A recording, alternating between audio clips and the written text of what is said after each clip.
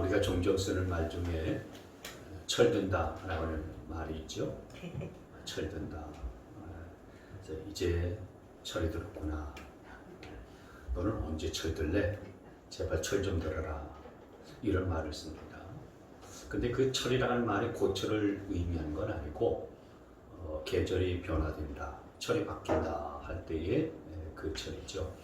그래서 계절이 흘러가고 철이 바뀌는 것처럼 사람이 이제 어른스러워지고 또 사리 분별을 제대로 깨닫기 시작하는 것을 철든다, 그렇게 우리가 말들을 하고 있습니다. 근데 이제 철이 든다라는 것은 옛날에는 자기밖에 몰랐죠.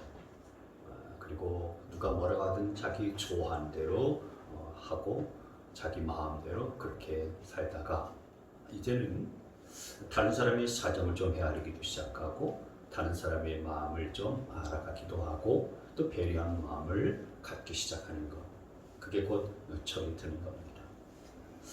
사람이 철이 들면 가장 먼저 나타나는 현상이 뭐냐면 부모에게 감사하는 마음이 갖는 거예요. 그러니까 예전에는 부모님이 그냥 자기의 투정을 받아주고 짜증만 그렇게 받아주는 그런 분인 것으로 알았는데 이래 철이 들기 시작하면서 그때 부모님의 마음이 이러셨겠구나. 그 부모님의 마음을 헤아리고 이해하고 그리고 부모님에 대해서 감사하는 거예요. 그 감사하다 보니까 부모님에 대한 태도와 마음도 달라지는 거죠. 그게 철이 든 겁니다. 여러분 신앙생활도 마찬가지입니다. 우리가 교회 나온 지 얼마 안 되면 처음 나와서는요 뭐가 뭔지 모릅니다. 그래서 그냥 시키는 대로 따라서 신앙생활하죠. 그러다가 신앙생활하면서 좋은 일만 생기는 건 아니지 않습니까? 이런저런 어려움도 겪습니다. 시험 들 때도 있습니다. 그리고 낙심할 때도 있습니다. 그러다가 어느 순간인가 하나님의 사랑과 하나님의 은혜를 다 깨닫게 되어지면서 하나님의 은혜가 이렇게 참 놀랍구나. 하나님의 마음이 이런 것이구나. 이렇게 마음에 깨달아지게 되어지면서 마음을 새롭게 먹고 그리고 하나님 앞에 감사 시작하면서 신앙적으로도 철이 들기 시작하는 겁니다. 그러니까 신앙이 철이 들었다라는 얘기는 하나님 아버지의 마음과 뜻을 알기 시작했다라는 거예요. 저는 여러분들이 신앙이 철이 들어서 하나님 아버지의 마음을 알고 하나님의 뜻을 온전히 깨닫게 되기를 바랍니다. 아멘. 오늘 그래서 우리가 신앙적으로 철이 들어서 하나님의 아버지의 마음을 알고 깨닫는 것은 무엇인가 하는 것들을 한 세 가지로 함께 나누도록 하겠습니다. 첫 번째로 우리를 향한 하나님의 아버지의 마음은 뭐냐면 하나님은 우리가 항상 행복하기를 원하신다라고 하는 거예요. 여러분 하나님은 우리의 아버지십니다.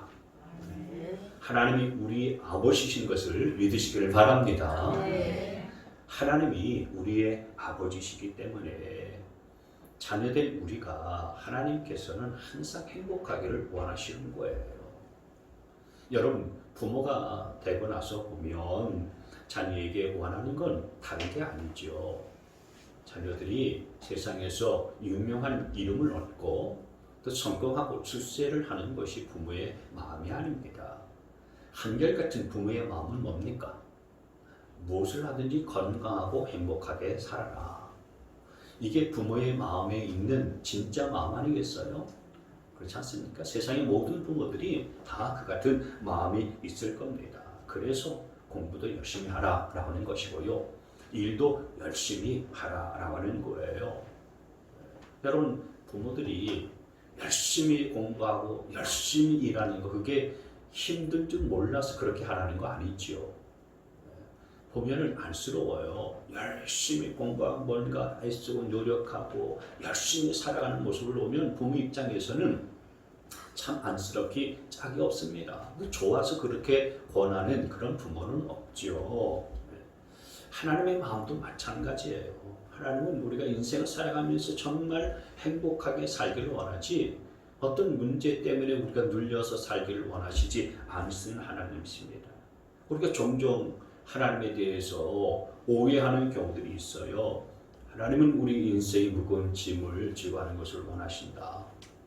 무거운 짐을 지고 하다 우리가 실수하면 하나님이 그 자리에서 채찍을 가하시고 혼쭐을 내시는 그런 분이시다.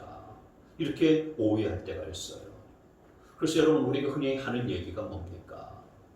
내가 하나님의 뜻대로 살지 못하니까 하나님께서 나를 매를 대시는구나. 하나님이 나를 이렇게 치시는구나. 하나님이 나를 이렇게 때리시는구나. 그렇게 말들 하고 그런 얘기를 종종 하지 않습니까? 그렇지 않습니다. 하나님은 우리를 때려서 위압적으로 이끄시는 분이 아니세요. 그런 아버지가 아니십니다. 오히려 우리 주님께서는 우리가 잘 아는 마태복음 11장 28절 말씀대로요, 이렇게 말씀하지 않습니까? 넘겨보세요. 수고하며 무거운 짐을 진 사람은 모두 내게로 오너라. 내가 너희를 쉬게 하겠다. 하나님 아버지는 우리가 인생의 무거운 짐을 짊어지고서 힘들게 다른 데는 열심히 살아가려고 하는데 거기에 눌려서 살기를 원하시지 아니하신 그런 분이신 겁니다. 하나님을 오해하지 않게 되기를 바랍니다. 여러분, 하나님이 우리 아버지라는 사실이 진짜 믿어지셔야 됩니다. 우리가 때로는 아버지에게 투정을 부릴 수도 있죠. 그리고 어떤 것을 원할 때는 이거 주세요. 아주 당당하게 요구하지 않습니까? 여러분, 아버지 앞에서 쭈뼛거리면서 이거 좀 주시겠습니까? 이건 옆집 아저씨에게나 하는 얘기지 아버지한테는 그렇게 하지 않지 않습니까? 그래서 여러분, 아버지라면 자녀에게 어떤 마음일까? 이런 생각을 하면서 우리가 신앙생활을 해야 되는데, 그런 아버지의 마음의 중심 가운데는 자녀가 행복하기를 원하는 마음이 있다. 그럼 우리가 이걸 기억하고요, 이걸 믿고서 신앙생활하는 게 참으로 중요합니다. 만약에 누가 저한테 목사님의 마음속에는 자녀들이 어떻게 되었으면 좋겠습니까? 그렇게 물어본다면 저는 제 자녀들이 인류대학 들어가서 인류대학 졸업하고 대기업에 들어와서 많은 연봉들을 받고 성공하면서 살기를 원합니다. 그런 마음은 없습니다. 저는 정말 자녀들이 하나님을 인격적으로 만나서 잘 섬기고 자기가 좋아하는 일들을 하면서 인생을 행복하게 살기를 원합니다. 그런 마음이 있어요. 그런데 너무 가난하게 살기는 원치 않습니다. 너무 가난해가지고 그냥 빌어먹고 살면 안 되지 않겠습니까? 그리고 또 너무 부자가 되는 것도 원치 않아요. 제 둘째 아들은요, 지금 저기 있지만은 가끔씩 농담으로 저하고 그런 얘기를 해요. 아빠, 내가 만수르, 사우디에 만수르 있잖아요.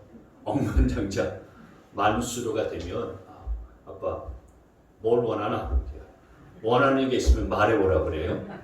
그럼 저도 농담 삼아서 뭐 큰 거 원하지는 않고 그냥 BMW 한 대 정도 뽑아다오. 수입차 BMW 있잖아요. 한 1억, 2억 하는 거 더 하나요? 네. 여러분, 근데 너무 부자 되는 것도 저는 원치 않습니다. 네. 너무 부자 되면요, 사람이 교만해집니다. 그래서 제가 좋아하는 성경 구절 가운데 하나, 잠언 30장 18절 19절 말씀에 이런 말씀이 있습니다. 같이 한번 읽습니다. 시작. 저를 가난하게도 부유하게도 하지 마시고 오직 저에게 필요한 양식만 주십시오. 19절. 시작. 제가 배가 불러서 주님을 부인하면서 주가 누구냐고 말하지 않게 하시고 제가 가난해서 도둑질을 하거나 하나님의 이름을 욕되게 하거나 하지 않도록 하여 주십시오. 아멘. 아니, 목사님, 큰 부자가 돼서 물질로 하나님 앞에 영광 돌리면 되지 않습니까? 맞는 말씀입니다만은 갑자기 큰 부자가 되어서 물질로 영광 돌리는 사람들이 많지 않아요. 그리고 정말 엄청난 재벌들과 갑부들이요 행복하게 사는 인생 별로 없습니다. 오히려 물질이 있으면요 교만해집니다. 하나님 잊어버립니다. 하나님 앞에 영광 돌리기는커녕 오히려 하나님의 영광을 가려운 일들을 많이 하게 되어지고요. 그러면서 자기를 드러내는 인생을 사는 경우들이 더 많이 있어요. 그리고 여러분 돈이 많으면요 그 돈 어떻게 하겠습니까? 막 쓰고 싶어져요. 누리고 싶어집니다. 그리고 과시하고 싶은 마음이 막 생기는 거예요. 그러다 보니까 가난한 사람들 무시하게 되어지고요. 그러면서 그냥 하나님에 대한 마음이 옛날처럼 간절해지지가 않아요. 하나님에 대한 마음이 옛날처럼 그렇게 뜨거워지진 않아요. 그리고 그렇게 막 부귀를 막 누리면서 살다 보면요 간이 커집니다. 간땡이가 붓는다고 그러죠. 간땡이가 부니까요 옛날에 감히 짓지 못한 죄를요 짓습니다. 옛날에는 이런 죄를 저지를 것이라고는 생각지도 못했어요. 근데 하나님 이럴 땐 잠시 눈 좀 한번 감아주시죠. 그러면서 서슴 없이 죄를 짓습니다. 너무 가난해도 문제예요. 너무 가난하면은 죄의 유혹에 빠질 수가 있습니다. 도둑질하거나 하나님의 이름을 욕되게 하거나 하지 않도록 해주세요. 지금 그렇게 기도하고 있지 않습니까? 그러니까 너무 먹고 사는 문제에 그냥 매여 살다 보면 말이죠. 사람이 의기소침해지고 말이죠. 자신감을 잃어버리게 되어지고요. 늘 염려와 걱정에 사로잡혀서 살아가게 되어지는 것입니다. 근데 여러분, 하나님께서는 하나님의 자녀들이 행복하게 살기를 원하시는 마음이 있으시기 때문에 우리가 이 세상을 살아가면서 너무 가난해서 죄를 짓고 비참하게 살지 않도록 하나님께서 때를 따라서 필요를 채워주시고 공급해 주시는 분이시라는 사실들을 믿으시기를 바랍니다. 그래서 여러분 사도 바울은요 빌립보서 4장 11절 13절에서 이런 말씀을 했어요. 한번 같이 읽겠습니다. 시작. 내가 궁핍해서 이렇게 말하는 것이 아닙니다. 나는 어떤 처지에서도 스스로 만족하는 법을 배웠습니다.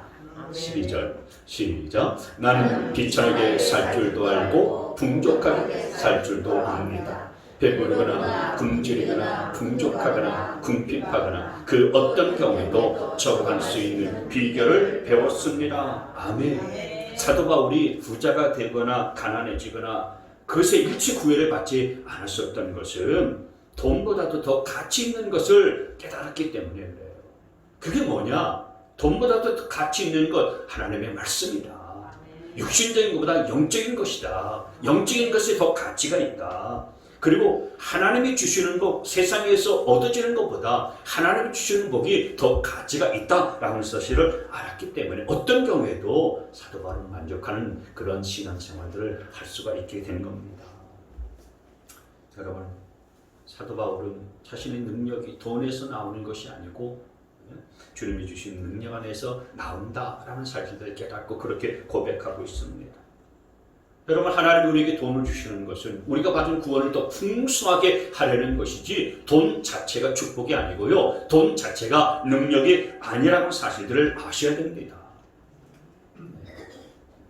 우리 인생에서 정말 중요한 것은 우리가 바른 진리를 찾고 그 바른 진리를 붙들고 살아가는 것이라는 사실들을 믿으시기를 바랍니다. 그래서 오늘 본문 말씀 4절 말씀에도 보면은 하나님은 모든 사람이 진리를 알게 되기를 원하십니다 라고 말씀하셨잖아요. 우리가 진리를 붙잡고 살다 보면은 다른 것들은 다 부수적인 것이기 때문에 그거 말 있어도요 교만하지 않게 되고요. 그게 별로 없을지라도요 비굴해하지 아니하고요 위축되지 않는 삶을 산다는 사실들을 기억하시기를 바랍니다. 여러분, 우리가 욕심을 내서 너무 부자가 되지도 말고 너무 가난해서 자신감을 잃어버리고 육축된 인생도 살지 말고 하나님께서 주시는 그 은혜를 따라서 하나님의 은혜와 축복 속에서 행복하고 만족스럽게 살아가는 것이 최고의 축복이라는 사실들을 믿으시기를 바랍니다. 부자가 되든 가난하든 간에 정말 하나님이 주신 은혜 속에서 하나님 우리 인생이 행복하게 살기를 원하시는 것이 하나님의 마음이다 라는 사실을 믿으시길 바랍니다. 두 번째로 하나님 아버지의 마음은 뭐냐? 우리를 향해서 갖고 계신 하나님의 아버지의 마음은 하나님이 항상 우리가 동의하기를 원하신다라는 거예요. 여러분, 하나님은 우리와 항상 함께 하시기를 원하십니다. 그래서 주님은 육신을 입고서 이 세상 가운데 성육신 하셔서 오실 때에 당신의 이름을 계시하시고 말씀하여 주셨잖아요. 우리 주님의 이름이 뭡니까? 임마누엘입니다. 임마누엘, 열어보세요. 임마누엘이라는 뜻은 하나님이 우리와 함께 하신다, 그런 뜻이잖아요. 그러니까 하나님께서 이 땅에 오신 이유를 이름을 통해서 밝혀주셨는데 그게 뭐냐면 우리와 함께 하시기를 위해서 이 땅에 오셨다라는 겁니다.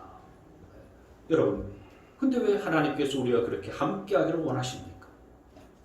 그 이유는 우리를 사랑하시기 때문인 줄 믿으시기를 바랍니다. 여러분, 내가 누구를 정말 사랑하는지 사랑하지 않는지 뭘 보면 알 수 있습니까? 다른 게 아니고요.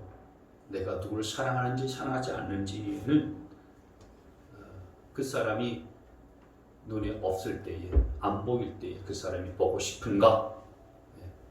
그걸 보면 알 수가 있어요. 보고 싶으면은 그 사람을 사랑하는 겁니다. 당연하지 않습니까? 여러분은 그런 사랑하는 마음을 가져보신 적 없으신가요?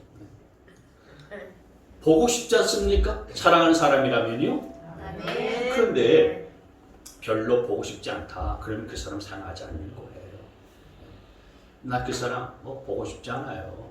별로 보고 싶지 않습니다. 그러면 사랑하는 게 아닌 것입니다. 근데 정말 분주하고 바쁘게 지내면서도요, 그 사람이 보고 싶어요. 사랑하기 때문에 그런 것입니다. 그리고 더 사랑하면 어떤 현상이 일어납니까? 함께 하고 싶은 거예요. 함께 지내고 싶은 겁니다. 뭐든지 같이 하고 싶은 거예요. 여러분, 하나님은 우리와 함께 있고 싶으셨어요. 그래서 하늘의 보좌와 하늘의 영광을 다 버려두고요, 이 땅에 육신의 몸을 입고서 내려오신 거 아닙니까? 그래서 우리와 함께 해주신 거 아니겠어요? 내가 너희와 동행하고 너희와 함께 하고 싶어서 이 땅에 내려왔다. 하나님께서 우리와 함께하고 싶고 우리가 동행하고 싶어서 육신을 입고서 이 땅 가운데 오신 거예요. 그럴 정도로 하나님은 우리를 사랑하시는 분이십니다. 우리는 하나님, 어떤 때는요, 하나님 같이 하고 싶지 않은데요. 왜 하나님 졸랑졸랑 저를 막 따라오시려고 그러십니까? 저는 하나님하고 함께하고 싶지 않아요. 왜 근데 자꾸 함께하고 싶다고 그러세요? 그래도 하나님은 끈질기게 마치 스토커처럼요, 우리를 포기하지 않으시고 우리를 따라오시고 우리와 함께 하시고요, 그리고 우리를 사랑하시는 분이라는 사실들을 믿으시기를 바랍니다. 아멘. 성경에 많은 인물들이 나오지만은 그 많은 인물들 가운데에 하나님은 누구를 가장 사랑하셨을까? 제가 가만히 생각해 보니까요, 에녹인 것 같아요. 에녹. 여러분, 성경에 아브람도 나오고 모세도 나오고 또 다윗도 나오고 사무엘도 나오고 사도 바울도 나오고 베드로도 나오고 다 위대한 인물이고요, 하나님께 귀하게 쓰임받은 인물이에요. 근데 그 중에서 특별히 에녹이 하나님의 사랑을 가장 많이 받은 사람이 아닌가 싶습니다. 여러분, 아브라함은 위대한 믿음의 조상이었잖아요.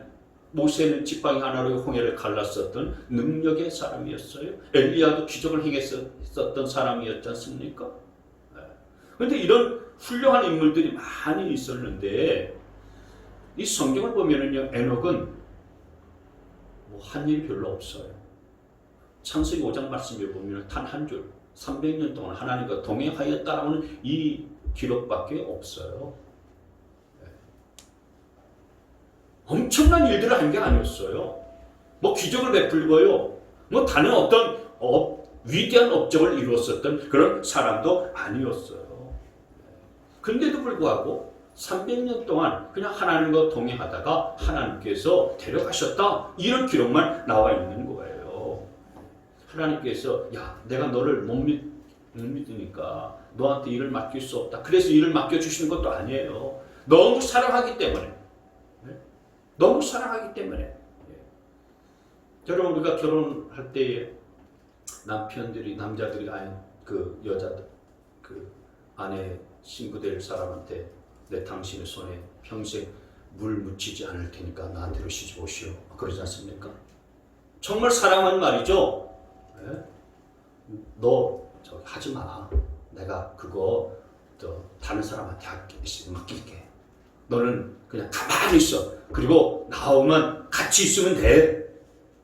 하나님의 에녹 사랑했기 때문에 정말 그와 동의하면서 에녹이 365년 동안 하나님과 함께 살았었는데 65세에 하나님을 만났어요. 65세 하나님을 만나서 300년 동안 하나님과 동의하면서 365세 때에 죽음을 보지 아니하고 하나님 나라에 갔어요. 여러분, 우리가 종종 착각할 때가 있어요. 우리 이 세상에 살면서 정말 하나님 보시기에 위대한 일들을 해야 우리가 하나님의 사랑을 받을 것이다 라고 생각하는 거예요. 내가 하나님 보실 때 정말 대단한 일들을 많이 하고 교회를 위해서 엄청난 일들을 많이 해야 하나님이 나를 사랑하시지 않나? 이런 생각을 하는 거예요. 그거 착각입니다. 오해하는 거예요. 하나님은 자녀인 저와 여러분을 사랑하는데 그래, 네가 나를 위해서 그렇게 희생했으니 내가 너를 사랑할 수밖에 없겠구나. 이런 조건적인 그런 차원에서 우리를 사랑하는 게 아니라고 하는 것입니다. 하나님은 그저 우리 자체를 사랑하시는 분이신 것을 믿으시길 바랍니다. 우리가 좋아서 그냥 좋아하는 거예요. 우리가 사랑스러워서 사랑하는 거예요. 우리와 함께 있고 싶어서 함께 계시는 것이고요. 우리가 동의하고 싶어서 동의하시는 분이신 겁니다. 하나님은 우리가 동의하기를 원하시는 마음이 있다는 사실들 믿으시기를 바랍니다. 그러면 여러분, 하나님과 동의한다는 것이 뭘까요? 우리가 어떻게 해야 하나님과 동의하는 삶을 살 수 있습니까? 새벽에 하나님 앞에 나오시면 제일 좋습니다. 새벽은요, 하루를 시작하는 시작점이고 출발점이기 때문에 내가 하루를 새벽 기도하면서 하나님 하루를 시작하는 것, 하나님과 동의하는 첫 발을 내디디는 거니까 좀 몸이 힘들고요, 어려워도 새벽에 나오는 것이 제일 좋아요. 근데 새벽에 나오시는 것이 어렵고 힘든 분들이 있지 않습니까? 그러면 아침에 제일 먼저 일어나서 성경책을 다 펴들고서요, 한 절 두 절이라도 읽고서 하루를 시작하셔야 됩니다. 그리고 그 성경 말씀을 잘 읽고서 오늘 내가 이 말씀대로 순종하면서 살리라 이렇게 결단하면서 하루의 삶을 시작하고 살아가는 거예요. 그리고 내가 어디에 있든지 길을 가면서든지 아니면 집에 있었든지 뭘 하든지 간에 하나님 앞에 기도하면서 사시는 겁니다. 하나님, 오늘도 저를 붙들어 주실 줄 믿습니다. 제가 죄의 길에 빠지지 않도록 저와 함께하여 주시는 줄 믿습니다. 제가 올바른 결정과 판단과 선택을 할 수 있도록 저를 도와주세요. 이렇게 늘 하루 중에도요, 수시로 기도하면서 살아가는 것이 하나님과 동행하는 길이라는 사실들을 기억하시기를 바랍니다. 그렇게 살고 그 다음날 또 아침에 일어나면은 성경 한 절 두 절이라도 읽고서 시작하는 거예요. 많이 읽지 않아도요, 상관없습니다. 한 절 두 절이라도 정해진 분량을 딱 읽고서 내가 오늘 이 말씀대로 순종하며 살겠습니다. 이 말씀을 그대로 지키면서 살게요, 하나님. 그렇게 기도하면서 시작하는 삶, 그것이 하나님과 동의하는 삶인 거예요. 어렵습니까? 여러분, 이런 삶을 사는 것이 어려운가요? 어렵지 않지 않습니까? 쉽잖아요? 네. 하나님은 그런 삶을 살면서 우리와 함께 하시길 원하시는 거예요. 그래서 여러분, 우리가 이렇게 하루하루 순간순간마다 하나님의 말씀을 읽고 그 말씀을 지키면서 살고 기도하면서 살아가다 보면은 어느 순간인가 하나님의 은혜를 내가 느껴질 때가 있어요. 어느 순간인가 이게 하나님이 나를 향하신 마음이고 사랑이구나, 이게 깨달아질 때가 있어요. 하나님은 저와 여러분과 함께 동의하기를 원하는 마음이 있다는 사실들을 기억하시기를 바랍니다. 마지막으로 세 번째, 하나님은 우리를 향해서 어떤 마음을 갖고 계시느냐. 우리가 우리에게 잃어버린 영혼들을 찾아오기를 원하시는 마음이 있으세요. 여러분, 하나님은 우리를 사랑하시되 당신의 생명까지 다 내어주시면서 우리를 사랑하셨어요. 그런데 그렇게 생명을 내어주시면서까지 우리를 사랑하신 하나님의 요구는 딱 하나예요. 그건 죽어가는 영혼을 찾아오너라, 그겁니다. 때를 얻든지 못 얻든지 말씀을 전해서 죽어가는 영혼을 다시 되찾아 오거라. 너희가 그거 하나만 좀 제대로 잘 해줬으면 좋겠다. 이게 아버지 하나님의 마음인 겁니다. 그래서 여러분, 하나님의 마음은 모든 사람이 다 구원받기를 원하는 것이 하나님의 마음이라고 오늘 4절 말씀에 이렇게 말씀을 했어요. 4절 시작. 하나님께서는 모든 사람이 다 구원 얻고 진리를 알게 되기를 원하십니다. 아멘. 여러분, 이 말씀을 굳게 붙드시기를 바랍니다. 하나님이 원하시는데 원하시는 게 뭐냐? 딱 한 가지예요. 모든 사람이 다 구원 얻기를 원하신다 이거예요. 그래서 하나님은 참으로 복음을 전하기를 원하시는 겁니다. 죽어가는 영혼들을 살리기를 원하시는 것이 우리를 향하신 하나님의 마음이라고 하는 거예요.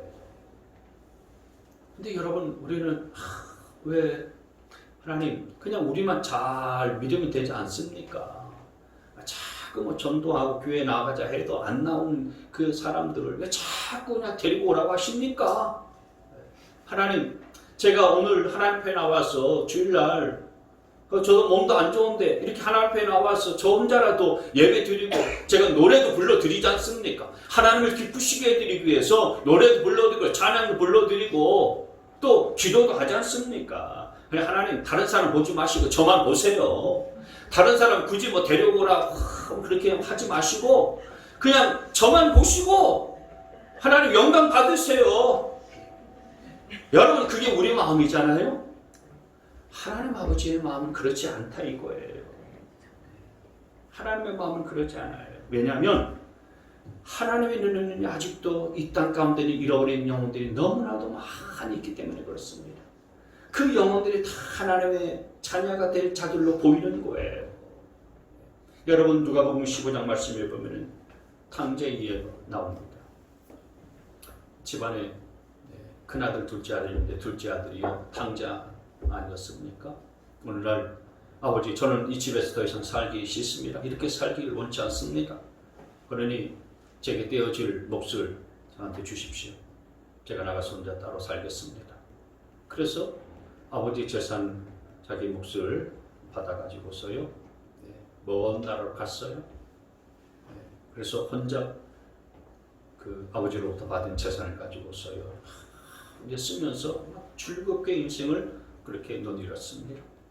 돈이 많으니까요 친구들도 막 많이 따라 붙고요 사람들이 다 자기를 뭐 좋아하는 것처럼 그렇게 여겼어요. 흥청망청 돈을 써대니까요 사람들이 붙지 않겠습니까? 근데요 착각했어요. 정말 사람들이 자기가 좋아서 가까이 해주고 환영해주고 박수 쳐주는 줄 알았는데 그가 가지고 있는 돈 때문에 그를 가까이 한다는 사실들을 이 탕자는 몰랐었던 거예요. 사람이 돈이 있을 때는 가까이 하다가 돈이 없으면 어떻게 됩니까? 다 떠나가지 않습니까? 그 좋았던 친구도요 다 떠나가고 다 사라집니다. 그러니까 돈을 탕진하면서 다 써버리고 친구들도 이제 다 떠나고 주변에 사람들 없게 되어지니까 이 둘째 탕자가 마음이 얼마나 허전했겠습니까? 자기가 정말 돈 있을 때는 사람들이 다 들러붙다가 돈이 없어지니까 사람들이 다 떠나가는 그 허망함이에요. 마음을 어떻게 가눌 길이 없었어요. 완전히 거짓 신세가 되어져 버렸습니다. 먹고 살기 위해서 남의 집 종살이를 했어요. 먹을 것이 없으니까요. 주인이 제대로 먹을 것도 안 주니까 돼지가 먹는 그 먹이를 먹고서 비참하게 그렇게 살았어요. 그러다가 정신을 바짝 들었어요. 내가 이게 지금 사람인지 돼지인지 구분이 안 되니까요. 제정신 들어서 차라리 아버지 집에 가서 내가 종살이를 할 걸. 아버지한테 가서 썩썩 빌고 나를 아들로 받아달라고 그렇게 요구는 할 수는 없고 그런 자격도 없지만은 그러나 아버지에게 종으로 받아주십시오 하면은 아버지는 인자하시고 자비로우셔서 나를 종으로는 받아주지 않겠나? 그래서 아버지 집으로 갔어요.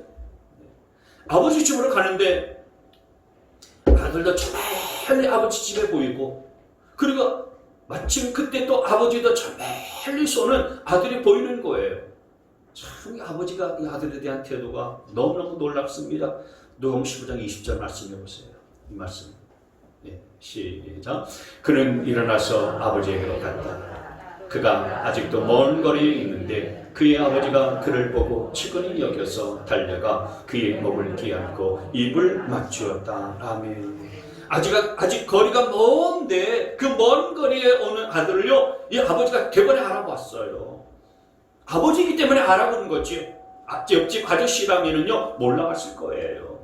그 아들을 보자 기다렸다는 듯이 달려갔어요. 그를 끼얹고 부둥켜 안고 입을 맞췄어요. 그리고 제일 좋은 옷을 입혔어요. 여러분 옷이 얼마나 남루했겠습니까? 뭘 잘했다고요? 제일 좋은 옷을 입혔을까요? 속을 썩여가 집 나간 아들입니다. 재산 받아가지고 호랑방탕하면서 돌아온 아들입니다. 그럼에도 불구하고 아버지는 제일 좋은 옷을 입히고 손에 반지를 끼우고 그리고 발에 신을 신기고 살찐 송아지를 잡아가지고요 마을 잔치를 열었어요. 금이 환영하고 돌아온 아들도 아님에도 불구하고 아주 망해서 흉물스럽게 돌아온 아들임에도 불구하고요 그 아들을 위해서 잔치를 벌였다니까요. 근데 그걸 바라본 첫째 형의 반응은 어땠습니까? 성경을 보면은요 화가 났다 분노했다라고 이렇게 표현했어요. 그러니까 형은 아버지의 마음을 몰랐던 거예요. 아버지의 마음을 헤아릴 줄 몰랐던 거예요. 그 자기만 생각했던 거예요. 나는 아버지 집에서 이렇게 열심히 일하고 열심히 이렇게 수고를 했는데 나를 위해서는 영수새끼 한 마리 잡아주지 아니하고 동생을 위해서는 저렇게 가락지, 신발 그리고 살찐 송아지 잡아가지고 마을 잔치까지 열어주다니 어떻게 이럴 수가 있는가? 그래서 형은요 분노했잖아요. 그리고 마음에 화가 막 치밀어 올랐어요. 아버지의 마음을 제대로 해야지 못했던 거예요.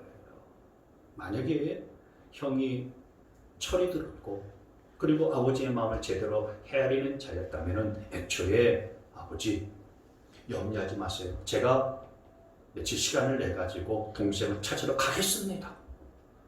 찾아올 테니까 걱정하지 마시고 염려 푹 놓으세요. 그러면서 동생을 찾으러 나갔을 거예요. 근데 이 첫째는 아버지의 마음을 몰랐고 철이 들지 않았었던 그런 첫째의 형이었기 때문에 그 동생이 돌아온 것에 대해서 화가 났고요. 아버지가 그 동생을 잘해준 것에 대해서 돌아온 아들을 왜 돌아온 탕자와 같은 녀석을 왜 그렇게 잘해주십니까? 그 분노를 했었던 겁니다. 여러분 가만히 생각해보면 말이죠. 이 첫째 형의 마음이 어떻게 보면 우리의 마음의 자세가 아니었는가 이렇게 생각이 들기도 합니다. 그 형의 철없는 그런 마음, 아버지의 마음을 헤아리지 못하는 상태, 이게 어떻게 보면 우리의 자세, 우리의 마음이 아닌가 싶기도 해요. 저와 여러분이 정말 영적으로 철이 들어야 됩니다. 그래서 하나님 아버지의 마음을 헤아릴 줄 아는 자가 되어야 되리라 믿습니다. 아멘. 우리 주변에 잃어버린 탕자들이 얼마나 많습니까? 잃어버린 영혼들이 얼마나 많이 있어요. 하나님께서 애타게 찾는 그 동생 탕자와 같은 영혼들이 얼마나 주변에 널려 있는지 알 수가 없습니다. 하나님 아버지께서는 그들을 찾아와라. 다른 거 원하지 않아요. 큰아들에게 원하는 게 뭐가 있겠습니까? 너는 지금까지 나와 함께하지 않았느냐. 근데 죽었다가 살아난 이 둘째, 얼마나 기쁜지 알 수가 없다. 여러분, 그렇기 때문에 우리도 그 죽어가는 영혼들, 잃어버린 동생을 향해서 찾으러 나가는 일들을 우리가 힘써서 기도하고 감당해야 될 줄 믿습니다. 하나님 우리에게 원하시는 것은 다른 거 없어요. 단 한 가지 있다면은 네 동생 찾아와라. 잃어버린 영혼 다시 찾아오느라. 그렇기 때문에 여러분 이번 한 주간 동안 우리가 세상에 살면서 우리 주변에 잃어버린 영혼, 잃어버린 동생 같은 그런 사람들이 있다면은 그들에게 복음을 전해서 주께로 돌아오게 하는 일들을 잘 감당하여서 주님의 마음에 합한 그런 삶을 살아가는 저와 여러분 다 되시기를 주님의 이름으로 축복합니다. 이제는 우리 주 예수 그리스도의 구원의 은혜와 하나님 아버지의 무궁무진하신 사랑과 성령님의 교통하심의 은혜가 아버지 하나님, 하나님의 마음과 하나님의 뜻을 잘 깨달아서 하나님의 그 마음을 시원하게 해드리고 하나님의 뜻대로 행하며 살아가는 자가 되어져서 하나님의 기쁨이 되어지기를 원하는 우리 모든 성도들 머리머리 위와 저들의 가정과 자녀들과 일터 위에 일평생 자손 만대위 죄부터 영원토록 함께 하시기를 간절히 축원하옵나이다. 이제는 우리 주 예수 그리스도의 구원의 은혜와 하나님 아버지의 무궁무진하신 사랑과 성령님의 교통하심의 은혜가 아버지 하나님, 하나님의 마음과 하나님의 뜻을 잘 깨달아서 하나님의 그 마음을 시원하게 해드리고 하나님의 뜻대로 행하며 살아가는 자가 되어져서 하나님의 기쁨이 되어지기를 원하는 우리 모든 성도들 머리머리 위와 저들의 가정과 자녀들과 일터 위에 일평생 자손 만대위 죄부터 영원토록 함께 하시기를 간절히 축원하옵나이다.